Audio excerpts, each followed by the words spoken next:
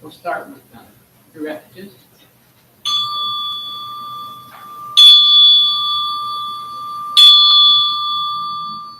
I go for refuge to Buddha, my deeply awakened mind, the living source of understanding and compassion, which must be cultivated beyond hope. I go for refuge to Dharma, the path of mindful living, leading healing, joy, and enlightenment, the way of peace, which must be cultivated beyond hope. I go for refuge to the Sangha, the loving and supportive community of practice, realizing harmony, awareness, and liberation, which must be cultivated and be known fully. I am aware of the three jewels within my heart. I vow to realize this. I vow to understand living beings and suffering. I vow to cultivate loving kindness and compassion in the practice of joy and equanimity. I vow to simply and sanely contempt reproduction and keep my body healthy. I vow to let go of all worry and anxiety in order to be light and free. I am aware that I owe so much to my parents, teachers, friends, and all beings.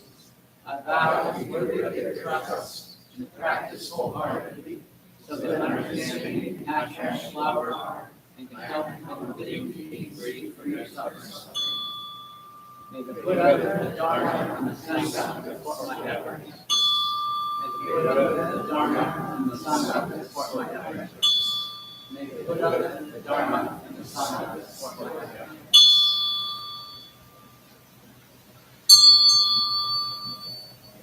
Please turn your chant book over to page 8 and join me in chanting the Heart Sutra, beginning with the title.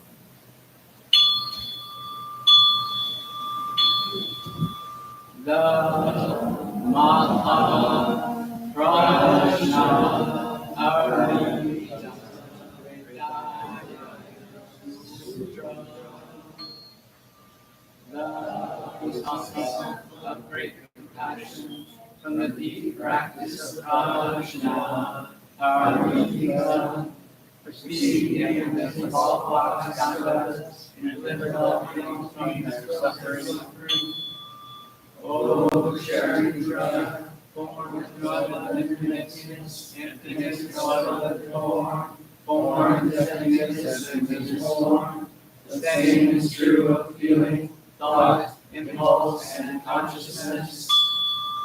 O Sharidra, all dharmas are empty, they are not born nor annihilated, they are not vile nor immaculate, they do not increase nor decrease. So emptiness, no form, no feeling, no thought, no impulse, no consciousness.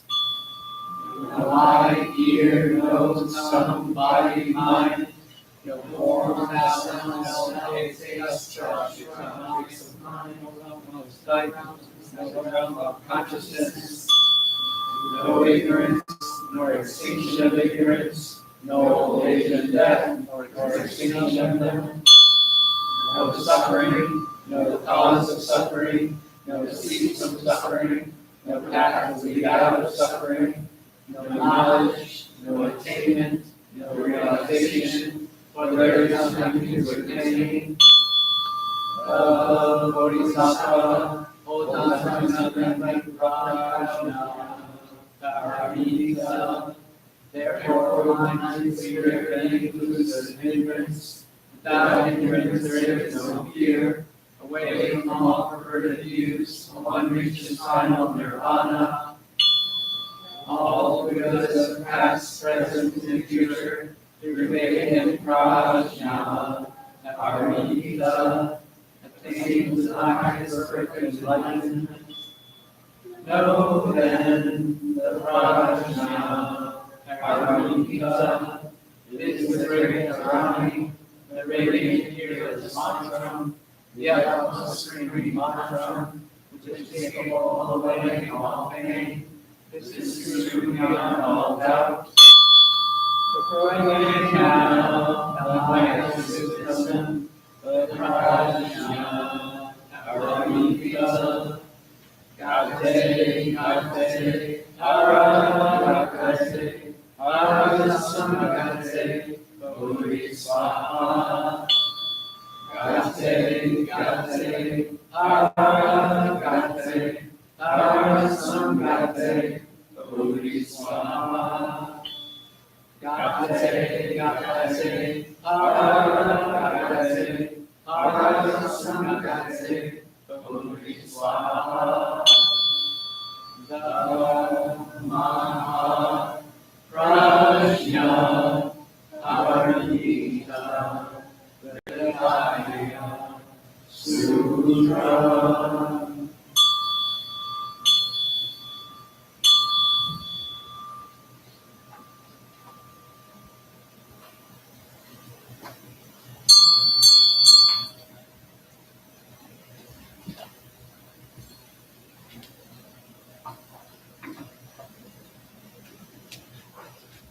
Please see.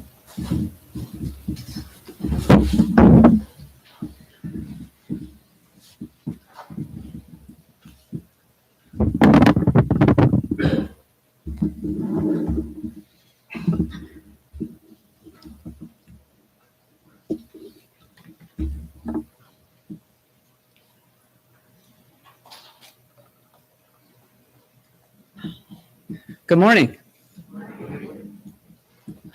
Great to see you all here this morning. Hung Su told me that there was a big storm last night. I think it wasn't so big in St. Joe, so I'm glad we have power. And we all made it here safely.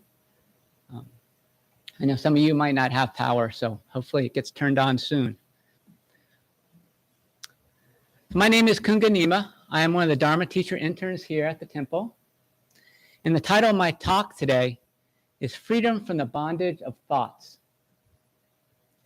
Our senior teacher, Hung Su, created a calendar to help the Dharma teachers with organizing and creating teachings for the Sangha. The theme for July is freedom from those things that hold us in bondage. In Buddhist philosophy, it's the subject of our thinking and how that affects what we say and what we do that results in our karma. Our karma can be defined as the ripple effects of our life in the world. These ripples have consequences for ourselves and for others. The Dharmapada puts it very simply. Our life is shaped by our mind. We become what we think. Suffering follows an evil thought, as the wheels of a cart follow the oxen that draw it. And the companion verse reads, our life is shaped by our mind. We become what we think. Joy follows a pure thought, like a shadow that never leaves.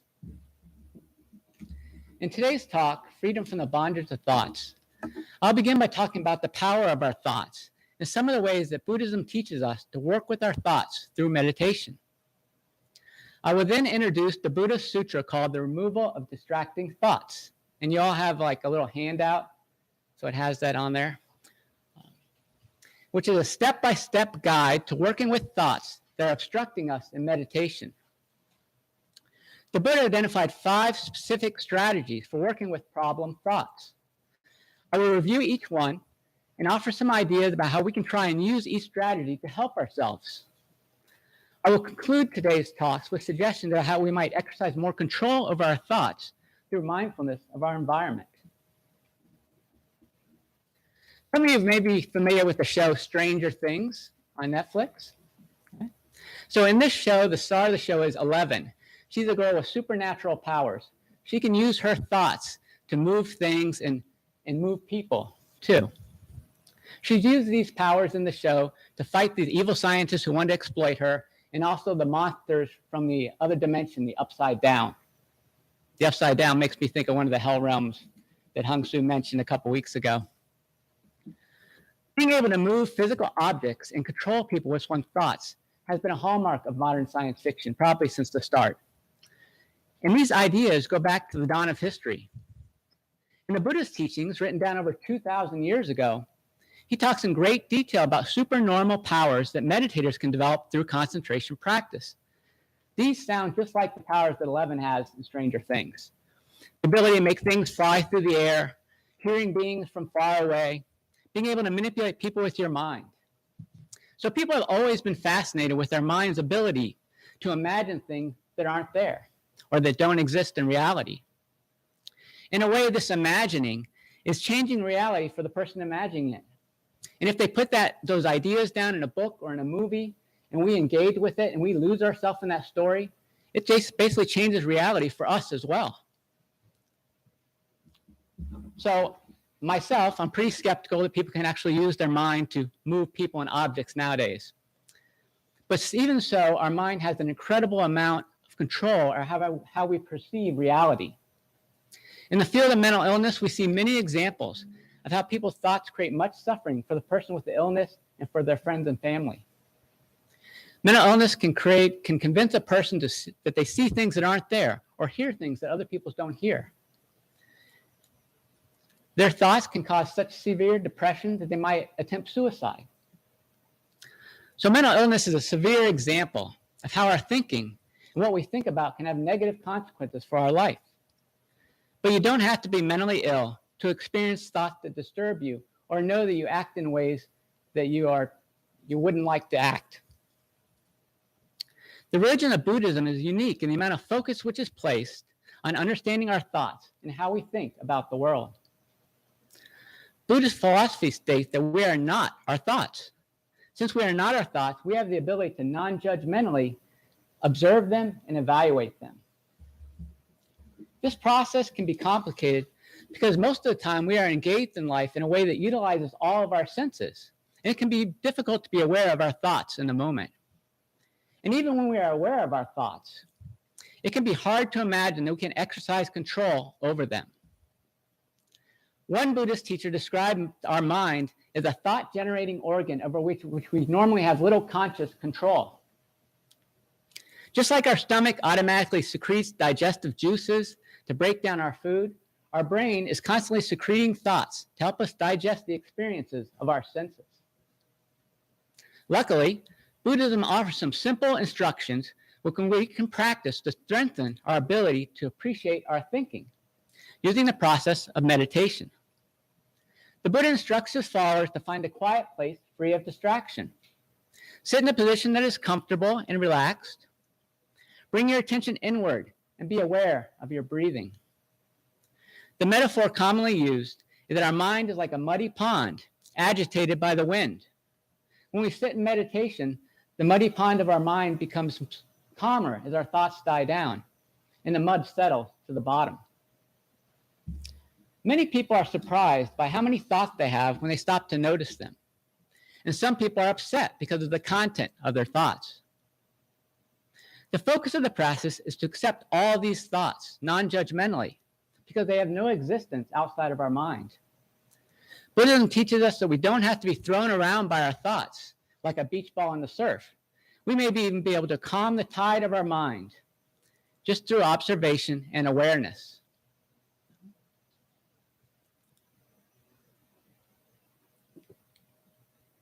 The Buddha's specific instructions for dealing with distracting thoughts during meditation is found in the sutra called The Removal of Distracting Thoughts. Pretty simple. In this sutra, the Buddha describes 5 strategies for dealing with unwholesome thoughts connected with desire, hatred, and delusion. Usually, when the thought comes up in meditation, we are encouraged to note it, then go back to the focus of our meditation. These 5 strategies are utilized if the distraction during meditation becomes obtrusive and persistent. So what we normally do doesn't work. In effect, the Buddha in this discourse provides a detailed explanation based on his own experience of how to maintain focus and meditation in even the most challenging circumstances. The 5 strategies, which are listed on your paper. Number 1, if distracted by an unwholesome thought, then transfer attention to a wholesome thought. Number 2, if transfer of attention does not work, then examine the dangers of the unwholesome thought. Number 3, if examination does not work, then try to forget the thought.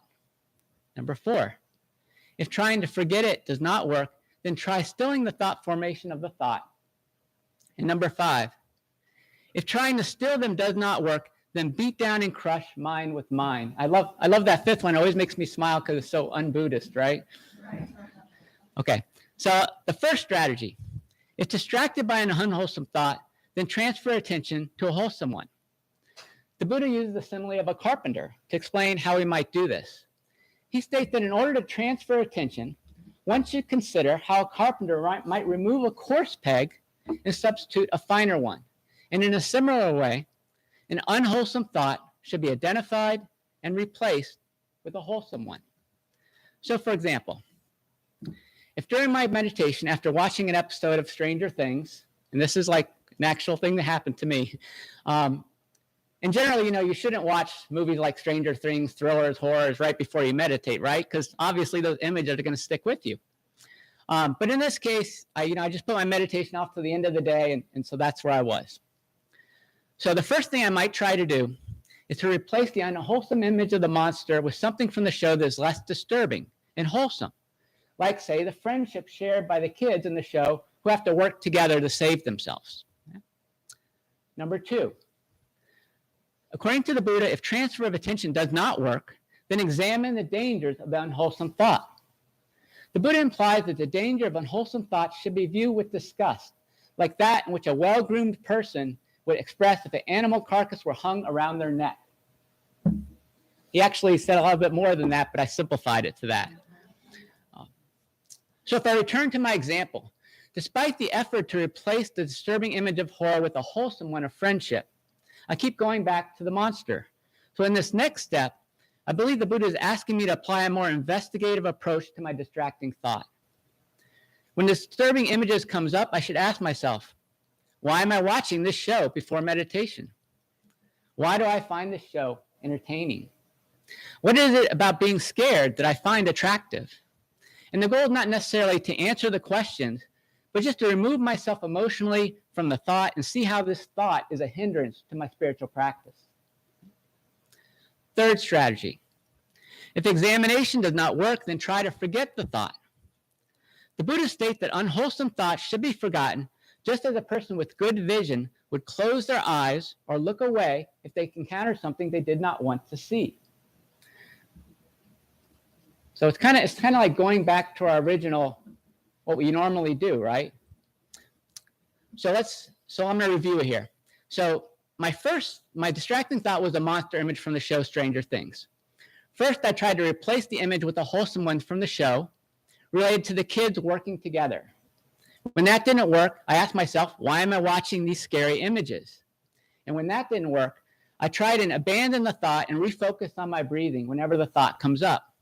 So since it's kind of returning to my original focus, what I'm doing is maybe adding more energy to that focus.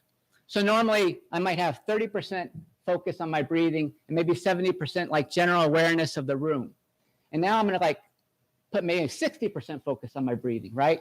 And I can do that by being more aware of the air that comes in through my nose, down into my stomach, then goes back out into the world.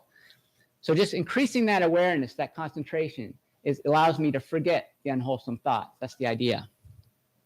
Fourth strategy, if trying to forget does not work, then try stilling the thought formation of the thought. The Buddha elaborates on this by stating that thought formation of unwholesome thoughts can be stilled by using the same strategy as a person walking fast might decide to walk slower, stand still, sit down, finally to lay down, in order to move from a more active to a more passive physical state. So I interpret this as meaning that I should try to gradually drain the distracting thought of the monster of its emotional energy, right? First, I might remember that it's just a movie image. Then I might think about the special effects used to make it look scary. I might remember the fictional storyline and how far that deviates from what's actually possible in reality. Through this process, the image becomes that of just another actor in a foam and rubber monster suit, right? Replaying a fairy tale that appears to my childish thrill of being startled. So I'm trying to go take the energy out of it. The fifth strategy, the final strategy, for especially resilient, distracting thoughts. The Buddha says that in this case, if try stilling it does not work, then beat down and crush mind with mind the way a strong person might overcome a weak person through strength and force of will. Okay. So the un-Buddhist sounding like strategy. So I think what he's saying here is that just because we're Buddhist doesn't mean we can't gather up a tremendous amount of energy to do what we think is appropriate, what is wholesome, okay? So this is kind of like going back to a third strategy, forgetting the thought, but even putting more focus and more energy into your effort, okay? So you're taking a lot of effort. So how do you do that? How do you increase your effort? Well, one way to do that is to count your breaths, okay? So you've already increased your level of attention. You're following your breath all the way in, and you're following it back all the way out. Now when you follow it out, count 1. And then when you do it again, count 2. And do that up to 10, and then start over. And if you lose count, start over. And if that's not strong enough, count to 20, which is requires a lot of attention and concentration. And so basically, you're replacing the subject of your meditation is replacing the distracting thought. Okay, that's how you take mind and beat down another part of the mind. I think that's what he's saying there. So that's a lot of information. So I want to kind of review it with another example, a little bit quicker. So for the second example, imagine that during your meditation, you have a feeling of unwanted sexual desire. Okay, the first step would be to remind yourself of the precept related to sexual responsibility. So that's replacing the wholesome, your unwholesome with the wholesome. If this strategy doesn't work, number 2, consider the negative consequences of acting on that sexual desire, which is examining why this thought is a hindrance to our spiritual practice.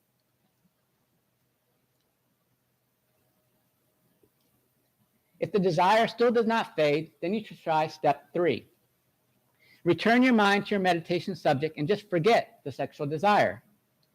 Okay? And again, you're just increasing the amount of focus on your subject.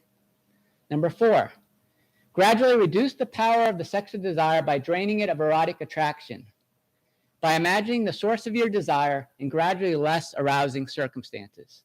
So in the foreground of mindfulness, there is a charnel ground meditation, but you don't maybe need to go that far. But just the idea of imagining your object, your sexual desire, if they were sick, if they were dying, if they have died, as a corpse, going from feelings of lust to one of more caring and nurturing or grief, that's a way to change the emotional content of that feeling. Number 5, if the power of your attention and concentration, which is the power of your attention and concentration to cut off all further thoughts related to the object of the sexual desire. So number 5 is, nothing else is working. Basically, you're going to really increase the focus of whatever our meditation subject is. And if it's our breath, we could go to counting our breaths. Okay? So with all that detail, I want to go back to the Dharmatada's kind of simple statement. Our life is shaped by our mind. We become what we think. Suffering follows an evil thought as the wheels of a cart follow the oxen that draw it. The companion verse reads, our life is shaped by our mind. We become what we think. Joy follows a pure thought, like a shadow that never leaves. So the question is, if suffering follows evil thoughts and joy follows pure thoughts, what are some strategies to increase the pure thoughts and decrease the impure ones? Okay. In the sutras, the Buddha often tells us that we should guard the sense gates in order to develop our practice. The sense gates are the senses we use to perceive the world. Our eyes, our ears, our nose, our mouth, our body, and our mind. With these organs, we are taking information in from the world and translating it into our thoughts. To guard the sense gates means to be mindful of what we are perceiving in the world and taking steps to consume information that is wholesome and that is aid to our spiritual practice. So last week we had some of our temple members take the 5 precepts.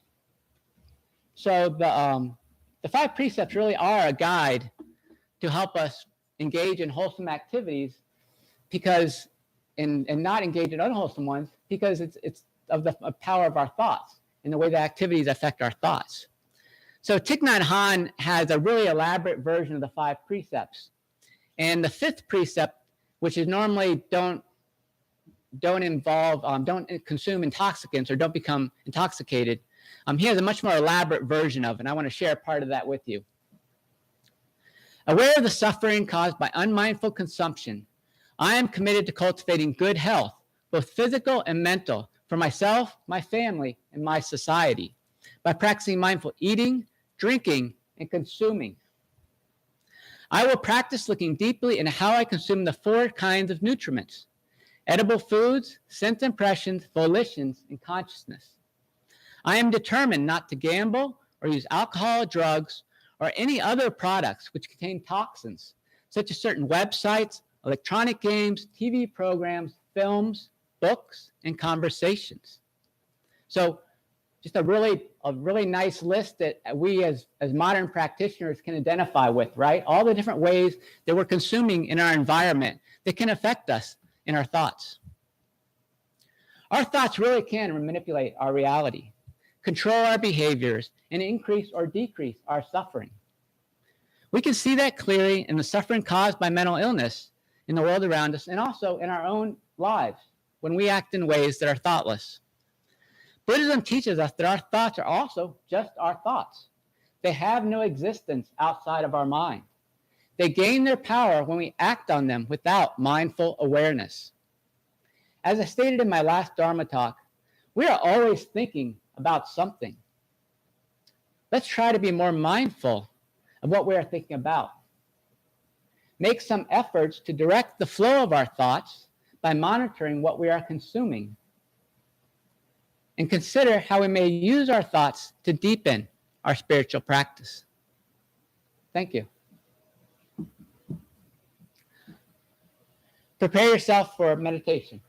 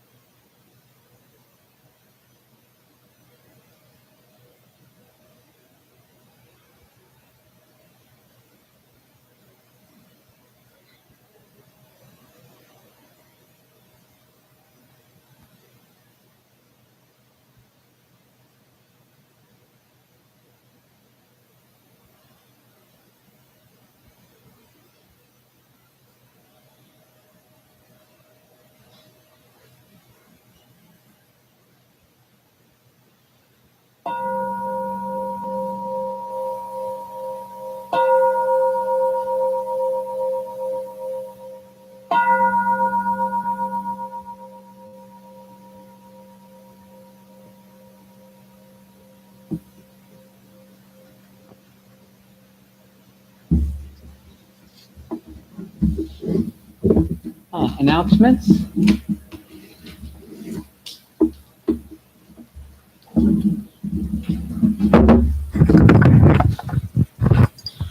Good morning.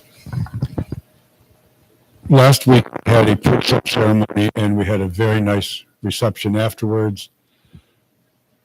Next Sunday, we're going to have a very, very important ceremony, one of the high points of the year. Kunga, he said when he introduced himself that he was an teacher training. Next week, he will be ordained a Dharma teacher. Raise your hand, Iggy Sue. The woman sitting there with her hand as Iggy Sue, she will also be ordained as a Dharma teacher. And there are two other people who are not here at the moment who will also be ordained. So instead of having just me, you're going to have 5 of us as full-blown teachers. And to get back to the afterwards, which is probably just as fun as the before, last week we had a reception. Cakes, pies, lots and lots of fruit. Next week it is a potluck. So bring in a dish that might feed 4, 5, 6 people. And it might be a good idea to put next to it with the ingredients just in case somebody has an allergy to something, all right? But next week we will ordain 4 new people as Dharma teachers. Yes, ma'am.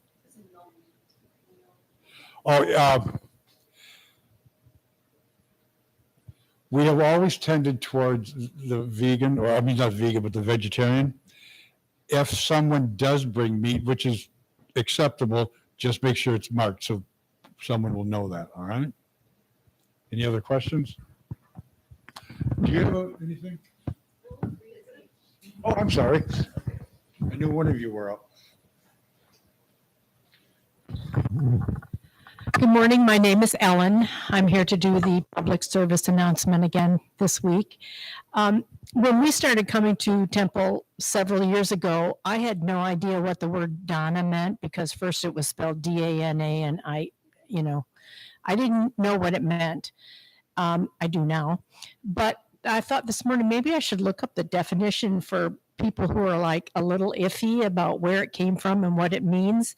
And it says the word dana is a Sanskrit and Pali word, which means giving something unconditionally with an open heart. I love that definition. It's an ancient practice in Buddhism for cultivating generosity. Generosity is encouraged in most religions of the world, but dana, or generosity, in Buddhism is the basic foundation of Buddhist practice. We have dana boxes here at the temple. The black box on the table back there is a dana box. There's also one on the other side of the curtain. If you are able or willing and would like to make a donation, that'd be swell. You can also go to our website, zengr.org. Go to the donate button. You can make a one-time donation or you can set it up to do monthly donations. If you shop, you can go to Amazon Smile and designate Grand Rapids Buddhist Temple. And each time you buy something, a portion of that will go towards the temple, not out of your pocket, which is really swell. If you're watching on YouTube, last time I did this, I said Zoom. If you are watching on YouTube, there's a little drop-down arrow on the lower right-hand corner of the screen that will also lead you to a donate button. Have I covered it all? I think so. Thank you. I know I forgot something. Nobody draws a paycheck at this temple. I mean, no one. Our clergy, our tech support, the board, everything that happens here is through volunteerism, and donations, whether it's monetary or you bring tea or toilet paper or dishwashing liquid or your time. Your time is very precious, very helpful here at the temple. So whatever you can give with our generosity as far as the founding of our practice is much appreciated. Thank you. So there are some events that happen every month at the temple. For Sunday services at 8:30, if you want to help set up, you're invited to come by. The morning bell chant usually takes place at 9:30, and then the Dharma talk starts at 10. Social hour usually at the end at 11. We have a Radical Dharma book club that meets on the first Wednesday of each month. It's online. And if you look on the newsletter for all this information, you can get the contact information. Lojong celebrations are usually the first new moon. The last one was on July 13th. There's a Dharma Sutra discussion group that meets on Thursdays at 9:35. Talk to Hung Soo about that. There's a board meeting for the Temple's board today at 11:30. And you can talk to Jan about that. There's Buddhist-based recovery meetings, Mondays at 6:30, Tuesdays at 7 p.m., Wednesday at 6:30 at the Alano Club, and Fridays at 10 o'clock. And then there will also be Buddhist preceptor training beginning in September. And Jingsu will be leading that this year. And so you can email him, and all the contact information is in the newsletter. Please join me to stand and say our clothing gathas.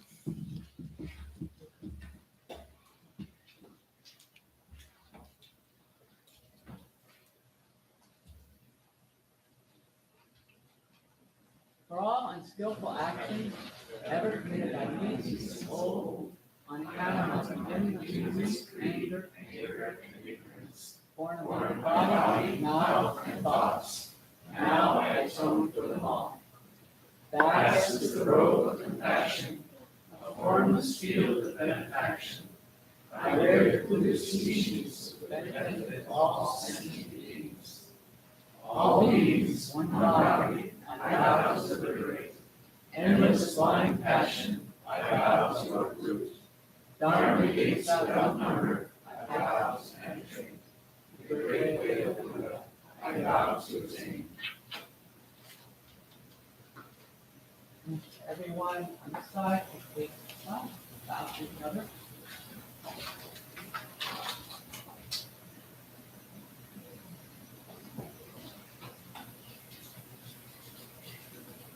There's tea downstairs if anyone would like to drink some tea and such water.